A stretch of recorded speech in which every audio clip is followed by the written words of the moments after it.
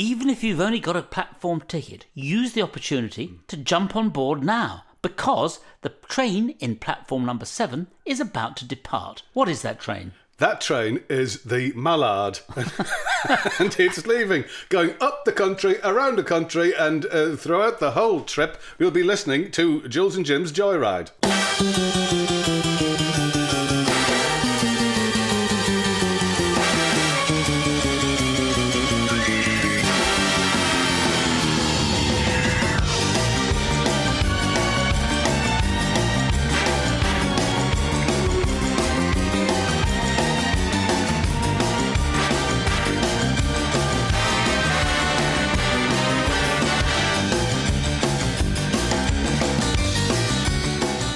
Ceaseless toil is his meter, his voice so grandiose, it brings orphans and widows to tears.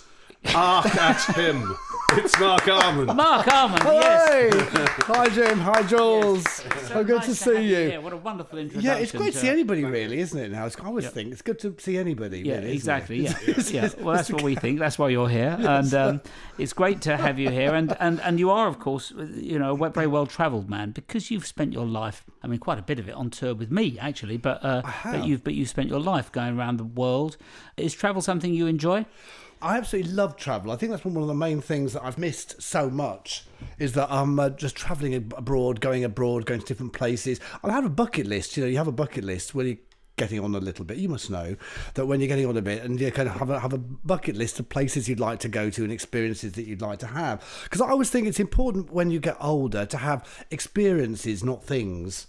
So I like to, I want to go here and experience this. I want to try this meal. I want to try that. I want to do this. I want to see this. I want to see that. Would you travel a long way to get a meal, which might be just good fish and chips? Fish and chips, actually, I had some fantastic fish and chips last week, because I went out to see my mum up in Southport. And on the way back, we went off the motorway to Coventry, and we were trying to find some fish and chips. That's a funny place to look for fish and chips. It's landlocked. Coventry is landlocked. We were starving, and we were thinking all the service stations were like wastelands, really. There was nothing there. I remember this our last hope is a fish and chip shop that's just off the motorway in Coventry. And there it was open, and we sat there on the edge of the Merc eating fresh. There was nobody else there. He made us fresh fish and chips on a tray, and we sat there on the edge of the Merc eating fish and chips. And I thought, this is what life is all about. Haddock or cod? I was cod, actually, but it was very, What very... do you favour? I'm a haddock man, actually, myself. Yeah. Well, it's haddock Lancashire and cod Yorkshire. I can't remember. One is I think haddock is Lancashire and cod is Yorkshire. What's the best fish and chip place you've ever been to? Oh, well, there's no question about it. It is the award-winning, and quite rightly so, Chez Fred in Bournemouth. Absolutely. And would you concur with that? And it's not like a fish and chips you get anywhere else. It's so delicious. And I only discovered it because we were on tour 25 years ago, and I had the newspaper open in the car, and it said Bournemouth Fish and Chip Shop wins award for fish and chips once again. Chez Fred. So we were going to Bournemouth, so we went to Bournemouth, and there it was, and it's unbelievable. And it's really it's good, amazing. It's the best fish and chip shop I've been to. I'm certainly introduced to it by Jools. And when you go there, Fred will roll out the red carpet, and it's the red newspaper, whatever. And all of the celebrities of Bournemouth have been there, of course, and of course, and the political parties have it. They come in for it. It doesn't deliver so well. It doesn't travel, the fish and chips thing. Have you been to the Cottage in Blackpool? Is that a fish and chip shop or a sex place? No, it's a fish and chip shop, and you go in there, and the walls are full of celebrities who've had their fish and chips in there. Absolutely, but they're all kind of end of the pier. I love that. People, that's fantastic. That's what's great about it. But it's not just them. Then you've got a load of prog rockers in there, like Greenslade and Jethro Tull and all that. That sounds my kind of place. No, What's it called again, Jim? It's called the Cottage. Going back to the places you travel to have dinner. So, for instance, I would go to Zurich just to eat at the Kronenhalle. Yes. Which is the sort of the grandest restaurant in Zurich. Is it? Because I went to Zurich and I couldn't kernels. find anywhere decent. Oh my! The Kronenhalle is like you get ancient sort of Foreign Legion colonels, money launderers, artists. I mean, it's so delicious, and aged waiters come around in their white uniforms, carving from a trolley for you. Or, of course, Plakuta in Vienna, Putin's favourite restaurant. These are places that have been there for years. They don't do anything fancy. They do the same thing, and they've done it for years. I think those are the places I'd travel to. Here's my Zurich experience. It was our wedding anniversary, and we went to what we thought was the poshest place, not the place you said. and I got it was like a bright orange sausage and some potatoes, and I think it was about 300 quid.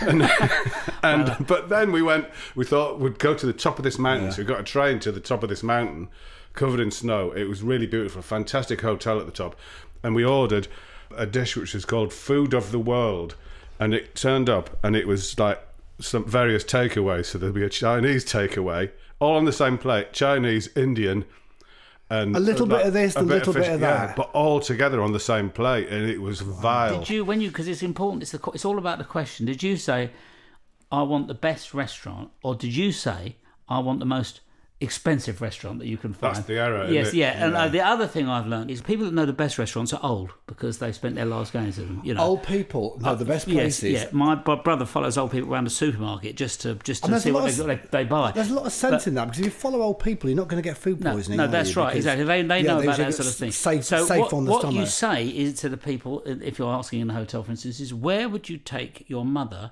for her 75th birthday? Yeah. And you can end up in some delicious places. It depends what their mum's like, of course. Well, you know. my mum's 93, and I've just been out with it and took her place. She always forgets what she's ever had, so we went out and had some Japanese, and she said, "Oh, I like this foreign food," and that's something you hear only from the mouths of old people. Foreign food in these modern days. Foreign stuff. And Mark, what's your favourite form of travel? You do. I mean, for instance, I remember we'd just done a show together somewhere, and we were being driven back to London the next morning. But you got dropped off at Heathrow because you were straight off to Russia to do a show. For instance, you're very popular in Russia, and didn't you have a fantastic experience travelling in Russia before years ago with the I did. on the planes? When I first went to Russia, I think it was about 1992, and I was taken there as a cheap date by the British Council to Russia, Siberia, the Baltic states, and this was still very communist. Even though it had changed and the wall had come down and Gorbachev and everything else, perestroika, but it was still very, very communist. And we arrived in Moscow to fly to Omsk in Siberia. We had to wait for hours because the plane had to come from Omsk to Moscow, 6 hours or something like that, to pick us up, to take us back again. And it got halfway to Moscow and then realised it ran out of petrol, so it went back again to Omsk to come back to pick us up again. And when we finally did arrive, we all had to just say, run for it, get on the plane, run for it, because everyone had to run for the plane. And so there was a gunfight going on to get on the plane. People were bringing guns out and going, "No, I've been waiting here for 6 hours, waiting for 6 hours." So we just had to run to the plane, hoisting our cases up a ladder onto the plane, where we sat there with no seatbelts, no anything like that. People smoking. People were smoking, standing in the aisles. You said they had farm animals on it. They had. Well, there was an overwhelming smell of chicken, of broiling chicken, and the hostess had bright blue eye makeup or green eye makeup and sort of like stockings and suspenders and this split sort of skirt. Really, it was really like that. And she was bringing a bucket of boiling chicken round. So a bucket of chicken. So she brought this boiling chicken round, this pervading smell of chicken. Then she brought round a single Mars bar on a tray. Everyone was too guilty to eat the Mars bar. You know, I bet you weren't. I can't. Give me that Mars bar. Having that Mars bar. It was an adventure. It was a total nightmare. But looking back at it with the rose-tinted spectacles, it was amazing adventure and amazing. And I stayed in the same bed that Boris Yeltsin had stayed in the week before. They hadn't washed the sheets, no. Obviously. What an honour. And it was just a horrendously horrible experience, but it was kind of fantastic as well. I should say that Russia is very different. It has changed a lot since then. But this was the days... This is old Russia, changing from perestroika, from the Soviet days, to a kind of a stumbling its way into a modern Russia. But it was. I thought it was... I look back at it, and I'm glad I had that experience, because if I could put up with that, I could put up with anything.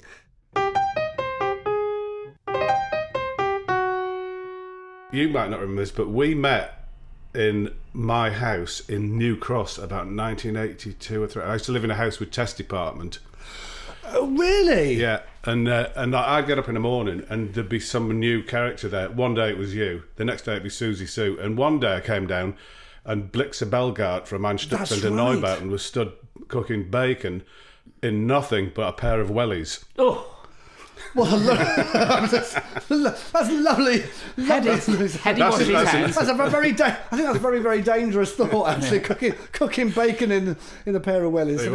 Yeah, that must have been an amazingly crazy house to live in. Because Test Department, they were all quite crazy. They were a group that played with metal, weren't they? All their instruments were metal, and they made kind of rhythms out of. And so did Neubauten, didn't they? It was all kind of rhythmic of metal sort of. Well, that metal things. First of all came from a factory in Millwall, which had been knocked down, and there was a great big metal sort of tank which had Test Department number 6 painted on the side of it. So they were great guys. Test Department. They were all. It was all wonderful groups of people in those days. It was wonderful days. And Mark, going back to the thing of you tour, you've never driven, is that right? I've never driven. I can't drive. I have owned cars, and I love cars. And you've given cars to people. I bought a car once. It was back in the 84. You might be able to help me with. Remember what kind? It was a Mercedes. Big saloon, was it a 500S? Probably, yeah. SE or whatever. And we called it Oscar. Yeah. And we drove all over you. I just get friends to drive. I went straight into a showroom and I said, I was doing quite well in those days. And I said, I'll have that one, please. He said, would you like a phone in it, sir? And I said, well, I wouldn't mind, actually. I'll have a phone in it. He said, would you like a fridge in the back? So I said, I'll have one of those as well, actually. We bought this Mercedes and had it for a long time. And it kind of... we had marvellous, wonderful travelling over Europe with it, but I could never drive it. No, that's a good car for touring, isn't it? It was absolutely huge. German cars, Mercedes, did you keep your boiled eggs and so forth in the fridge? I don't know whether they actually used the fridge, actually. They had a phone that was the size of a giant... No, but I love those because I felt like when they first got I don't think we could phone anybody because nobody else had one, so... Well, you could have rung me. I think I had one, but it was I much preferred them when they were in the car, and then they had the coily lead that attached them to the car, the same as the coily lead that you had on an old telephone at home. That was when the phone went in the car. It was you felt like you were the most glamorous person in the world. Yeah. Excuse me, I just got to take this call. Yeah. I loved that. That was great. What was that in? I think I had a Jaguar XJ12. So that had a great big one on the centre console, That's didn't right, it? exactly. The phones, you picked up, hello, Roger Moir. Not only did you have the phone with all of its numbers and letters like an old sort of phone, but you had all of these switches and gauges going across and buttons, and there was so much control going on there. Really, that was the way to live. I looked down. I think I should have had a jacket that was like an airline pilot's jacket with like some gold bands around the cuff. I think as the royalties kind of went down a bit, I think the car got swapped for smaller cars, and swap you that for that, and have a bit of extra cash in the bank. Swap with that bit of cash in the bank. I think we ended up with probably swapped it for 20 Ecstasies and a Mini, I think. Probably at the end of the day. Well, it's something. And you were saying that you like travelling for experiences. The experience was more than buying something. You just wanted to go for a different experience. Any that you've got planned once all the pandemic and you can travel again? I'd like to go to the an Arctic place or the Arctic. Russia, of course, you can get that. So I'd love to go to the Antarctic, or there's still some left, really. Or I'd love to. Always wanted to do one of those big adventures where I never get sent. I've always wanted been open to doing those big adventures where they send you places, and you have to do sort of live in an igloo or something like that, or live in a. You like that? I can't see you really liking that. Well, I as a dear old friend of mine, and having been on tour with you, I don't know that it really. Well, thing. I do like 5-star travel, Jools. It's very true. I do like when I can get it. I'll have it. But I do kind of fancy the idea. I just don't know. I just kind of like this idea of having some adventures. I think some last minute adventures. It's that bucket list thing again. We think I can do that. I'll go. And I think it would be hilarious anyway. It would be amusing. I've always wanted to go to the Arctic. It would be amusing. We'll go, Jim. We'll do a little trek, and we'll live in a short one, and we'll have some people can show us how to cook how to kill a seal, piece of blubber or something over a fire or something. You've got the right, blubber sushi. I think you've got the right idea. That's of course sushi. I was thinking of that. That's of course the Arctic, the Antarctic, which is where I went, which is the north, which is the south. Well, I'd like to go there too. That was pretty incredible, and it was so remote. You could see like these mountains or ice. Sort of great sort of ice. It was like being in a surrealist landscape. It would be like being in a Salvador Dali painting. I'm sure. These strange, gigantic sculptures, hundreds of feet high, made of ice. But then what you realise is over the top of the sort of horizons, there was just more nothing. It was just so remote, and there was just, you realize if you fell overboard, that was the end of it. You know, what would you do? You really were remote in the middle of nowhere. But one of the strange places we did visit, and I think you might have liked this, was a disused British research station, which they'd all had to abandon because they only had a window of like a week when the weather was going to be okay, and they left it in 1958. And because the temperatures were all frozen, the entire contents of this research station of 1958 are completely untouched. There's no rats, there's no mice, there's no flies, there's no insects. Everything's frozen. So literally you go in, there's the bunks, there's their duffel coats hanging there. There's a pin-up of Joan Collins on the wall. There's a couple of newspapers that were probably a bit out of date anyway, a radio. There was Spam, which was probably all perfectly still edible, and a great big stock of Smedley's peas. And that to me was like extraordinary. You would see all the wildlife. Well, that's the and then place the that I would like to go to, because I think I might be getting my Arctics mixed up with my Antarctic. Where are the penguins? They're in the Arctic, which is the top. Where are the polar bears? No, sorry, no, the Antarctic. The penguins. I want to go where the penguins are. Yeah, no, the penguins are fantastic. And so I'd like to go there, and I'd like to have a real kind of experience of an adventure going there. They're kind of. I don't mind a bit of. I can do hardship. I know you haven't had. You've come here. I can do hardship. What about Shackleton? Yes. That story is incredible. I was reading the story of Shackleton, who his ship collapsed, and they got on this tiny boat and went across these horrendous seas, and the story's unbelievable. Fantastic. And I have to say, having been to that part of the world, you realise that you're out. It's so cold and so remote and so desolate. To be trudging through that is such. You'd have to really terrifying. Really, You have to be very hard. Amazing. Yeah. I could do that. I'm actually quite. What about the jungle? How would you fare in the jungle? The jungle less so. I like the idea of the snow appeals to me much more, and the cold appeals to me much more than the heat. I would experience a jungle. But maybe more snow is more my thing. I think Snow's the thing. Yeah. I've been both, but the jungle, that's quite incredible. I'm sure it. Yeah, it's the rain. I was in Corcovado National Park in Costa Rica, and the only way you can get there is by boat. There's no roads there, and that when it starts raining there, you know about it. It's like someone's just pouring a bucket of water on you. Those are the sort of things that I'd like, those real experiences that I'd like to have. Not the glamorous cruise, where you just step off the cruise ship and have a little wander around the sort of the beads and things. But just you actually experience the real thing. And a jungle or cold, but snow is my probably preferred thing. But I'd do a jungle. Musicians have travel thrust upon them, and some of them embrace it, and others don't. But you like me on tour, you're around the museums, you're around the restaurants, you go 100 miles out of your way to have lunch somewhere particularly. I do. I like to visit somewhere, and I like to experience a place. Yeah, and we were only chatting earlier about how when we played in the Istanbul Jazz Festival, I was presented with a lovely leather jacket, and you were wondering why you didn't get one, and now we're thinking that perhaps that leather jacket was just somebody else's that they'd left in my dressing room, and I thought it was a gift. I think it probably was, but it's delightful to have it. Stole somebody's jacket. And we were talking, for some reason, we got onto the subject of erotic art. Yes. Do you collect that at all? I don't really. I mean, I have a few nice little bits and pieces, but I mean, it's mostly stuff to match the sofa. Really. Have you got an erotic sofa? I don't an erotic sofa. Do you have any erotic art? Is that something? It sounds like I'm obsessed with it, but you brought it up. We were doing a film once, and with Christian Slater, the American actor, and he was telling me that he collected erotic art, and I said, I've got some, and I'll bring it in next week. And I was building myself up, building it up. I ain't got any at all. But what I did do was... It's a complete lie. Yeah, completely. Oh, I've got that. But he said he collected it. He said, I'd really like to see it. And I played it straight for a week, and then took him in some awful schoolboy sketches that I'd done of ladies and gentlemen in erotic positions that were the most awful, like schoolboy drawings. And I made a big deal and presented to him. I said, hey, open the scroll, and he carefully opened it and then looked. And what did he do? The look on his face. I think because I'd built it up so much, he really was expecting something. Well, they're life drawings. They were life drawings. You did from. I did them in about 30 seconds. You can imagine how not from a model though. From they were just very crude drawings. Yeah. But they'd be worth something though. They could be worth something. To sign them, they'd be worth. I think they were probably burned. instantly. Make all that more collectible. It's all how you frame them, really. If you're beautifully framed and beautifully He was expecting. Well, yeah, there could be. Yeah. He was expecting something. Well, he stood. He struck at quite a dynamic position. I mean, I as he suppose opened the parcel, look with his leg up, stubbed his fag out on some imperial leather and opened it up and had a look.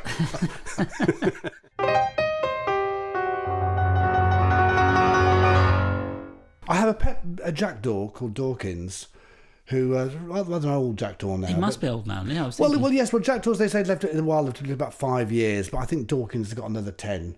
Really, Where did Dawkins come from? Dawkins came from a friend of mine up in Yorkshire. Has a falconry and a bird sanctuary, and this was a nest that had been decimated by other birds, and it was the remaining egg was left in the nest. So we took it and incubated it and said, "Would you like a jackdaw?" So I can't say whether I would do the same thing again, but it's been a fascinating.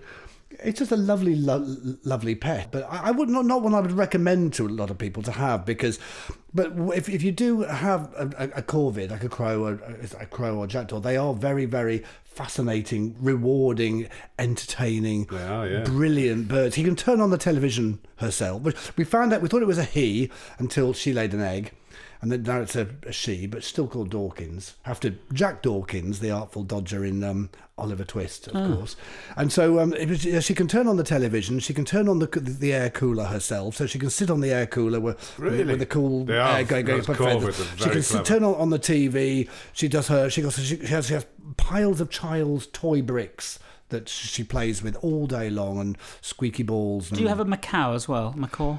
I have 2 parrots. I have a parrot called Fruity and a parrot called Casper. And do they? They're not really friends. They'll tolerate each other to an extent. Then you'll hardly hear a screeching coming from the other room, and have to run and kind of pull them all apart. But and do they say much?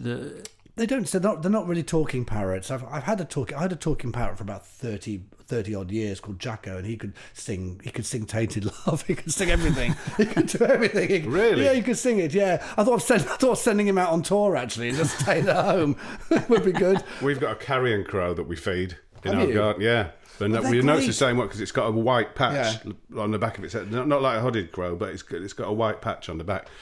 So we feed that and our foxes, which we feed every day. Oh my God, we've got a lot of foxes. Have you? Oh, I think around our area there is a huge set of foxes. There was like 9 running down down. If you hear them at night. Have you heard them at night? They scream like babies. At night they scream and they make noise and they howl, and you can watch them running down. There's about 9 of them all running down the street, pulling all the bins out and leaping on top of the cars and everything. And the sort of some Bermondsey lady will be running out of the house, shaking her fist, going, "Get away, get away," and shoo, and shooing them away, and shut up at 3 o'clock in the morning or something. And I remember hearing in Greenwich once, hearing a fox screaming, yeah, they scream. And I really thought it was a woman being attacked, and went out looking. They really are. Find the because it really did sound like someone she's been attacked, and I'm going to put a stop to this. It's a frightening noise. It's a very when you get 4 or 5 of them fighting in the street at 3 o'clock in the morning, 2 o'clock in the morning. It's they're quite different. Horrific. City foxes to country foxes. There is a difference. Urban foxes, yeah. Urban foxes. Yeah. I think one of them's got a longer snout. I mean, for like an urban area, there's so much wildlife. We've got foxes, we've got different types of corvids, we've got parrots living in Although, I did when I went to the Antarctic, you had to go to this small place in Colombia called Punta Arenas, tiny little town, and it took forever to get there. You had to sort of change flights. It was all quite difficult. And it was right down on the southern part of Colombia, and then you could get out. Anyway, we got there a day early before the people who were taking us and everybody else arrived. So we went out there, just me and my wife. We thought, we'll just go and have a look at what's sort of local thing. There was a national park. Right. And bear in mind, it's the tip of South America, so you think there'll be some pretty extraordinary things there. So a taxi driver takes us up, and the national park's on top of the mountain, and there's trails you can walk around for an hour, so we thought we'll do that.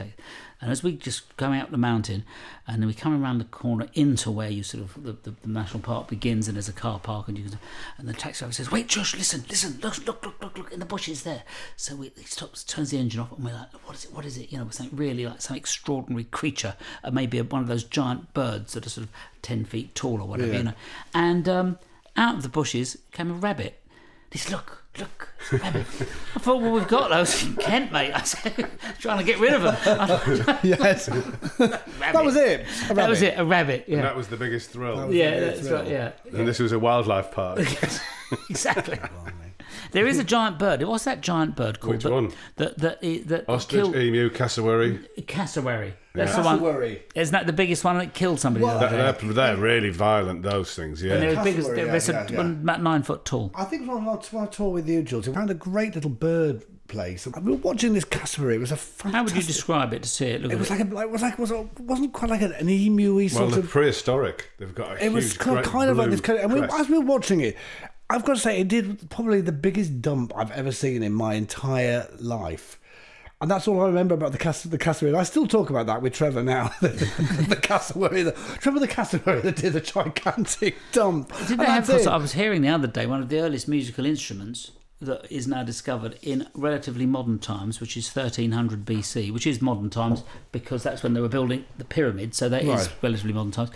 They have, is evidentially, that means proven, that there were giant herons that were about 7 foot tall and had a 10-foot wingspan, and their thigh bones were used as early flutes, and they've found these flutes and wonder what they've figured now. The archaeologists and some people have worked out that's what it is, and so that's the earliest sort of woodwind instrument. Well, wind instrument that people are aware The of. heron leg flute. The heron leg flute. That's right, very collectible. And who can dream of what they sounded like when played by the ancient Egyptians?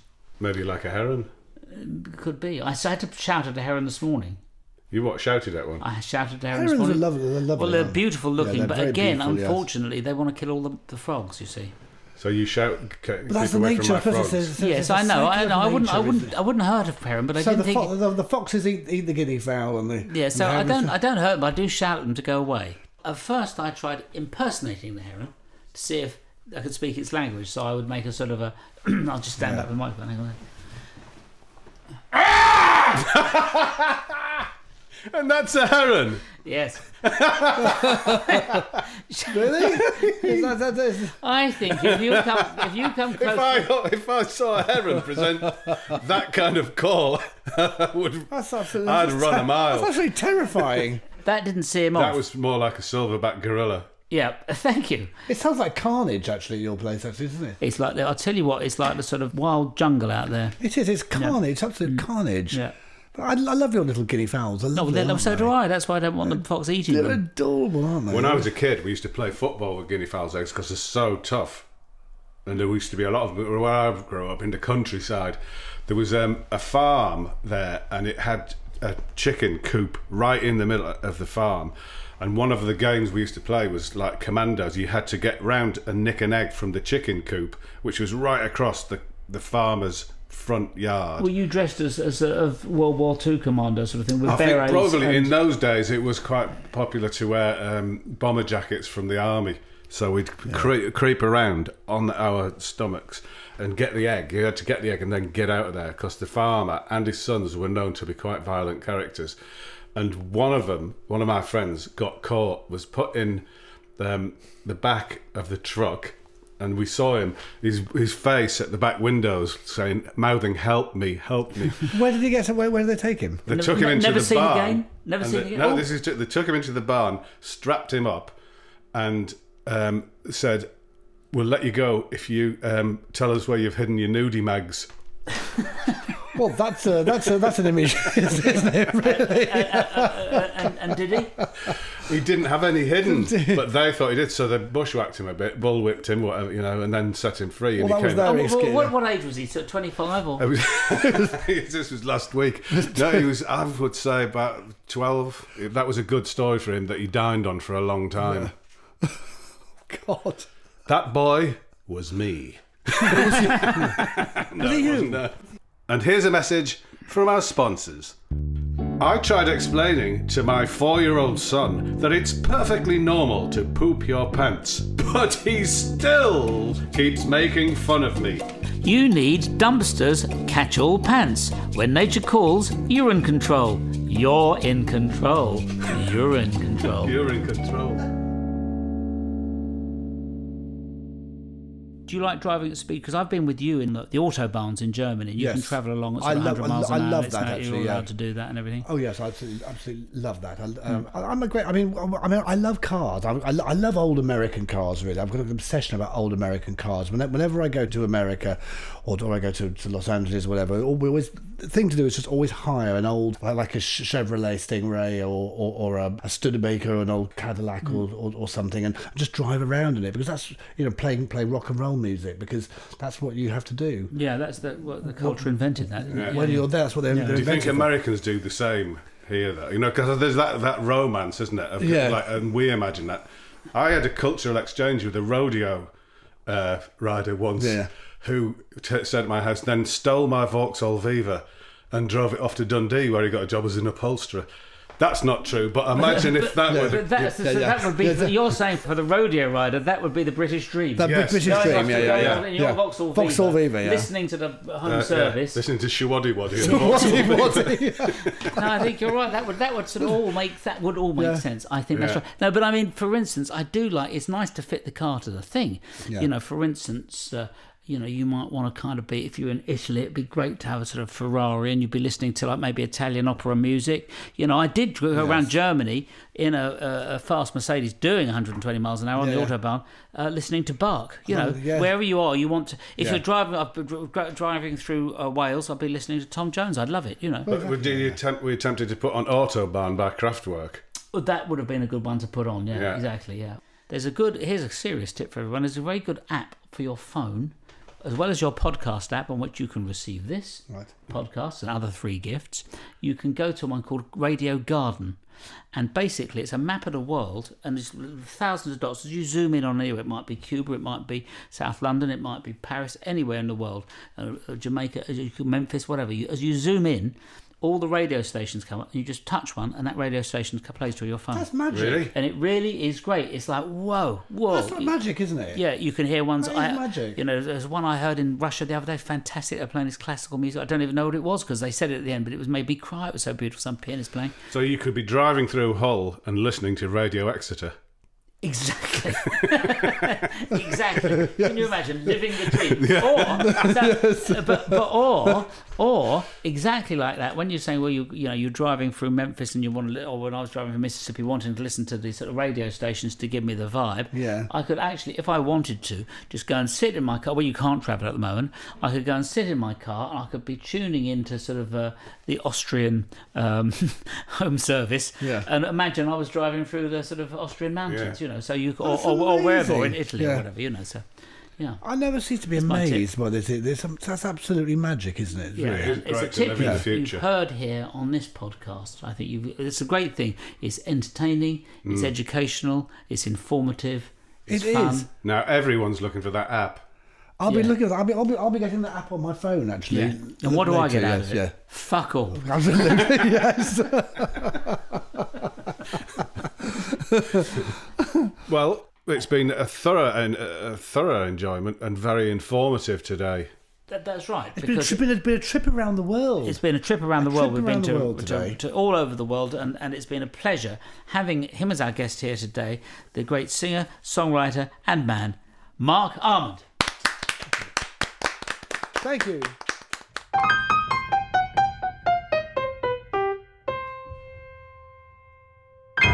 Well, there goes lovely Mark, walking home, probably via the fish and chip shop. To pack his bags to go off and do another show in Russia, where they love him. And maybe to Antarctica, where I shall join him. This podcast was produced and edited by Molly Stewart. Sound engineers were James Stewart and George Latham.